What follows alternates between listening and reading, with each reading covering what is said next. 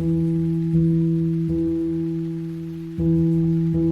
a deep, quiet forest where the wind whispered secrets and the rain painted music on the leaves, lived an old couple in a tiny hut. Life was tough, food was scarce, and the days passed in struggle. But one stormy night, something magical sprouted from the earth, something that would change their lives forever. Old Karim and his wife Yasmin lived in a small hut in the forest. They were poor and survived by cutting wood and selling it in the nearby town. One day, Karim returned home exhausted. "Yasmin, what's cooking?" "It smells good," he asked, dropping his axe. "Just plain rice," Yasmin replied. "Add sugar and eat it." "Go sit inside, I'll bring the food." Karim sighed. "I'm too old to keep working like this. My back is killing me." "But if we stop working, who will feed us?" Yasmin said gently. The next morning, Karim woke up with a high fever. Yasmin was worried. "How will we survive if you're sick?" "I can't go into the forest alone." As night fell, hunger gnawed at their stomachs. Rain poured from the sky and water began dripping through the broken roof. Suddenly, something strange happened. A bright green plant began to grow from the floor. It grew taller and taller until it pierced the roof and disappeared into the clouds. "Karim, this is magical!" Yasmin shouted. "Yes. It must lead to a magical world," said Karim. "I must climb it." With shaky hands, Karim climbed the vine.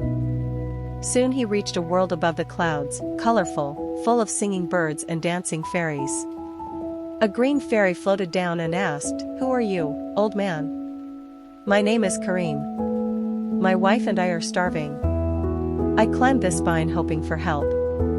The kind fairy waved her wand, and a golden pot appeared in Karim's hands. "This is a magic pot. Put it on fire, and it will cook delicious food for you, no work needed." Karim thanked her and returned home. Yasmin was amazed. They placed the pot on the fire, and magically, a meal began to cook. The smell spread across the forest. Soon, curious animals, fox, bear, monkey, and even elephant, followed the smell to their hut. "Karim uncle, the smell brought us here. Can we have a bite?" "Of course. Feeding the hungry is a good deed," Yasmin smiled. Every day, the pot fed them and the forest animals. But one day, King Ryan, who was hunting nearby, smelled the food. "This smell is heavenly.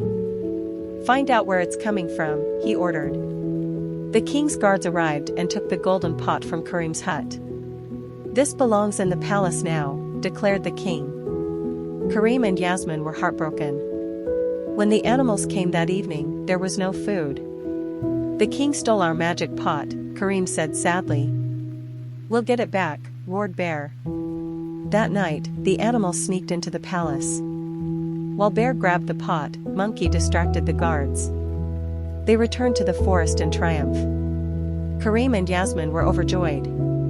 The pot was placed back on the fire, and once again, delicious food appeared.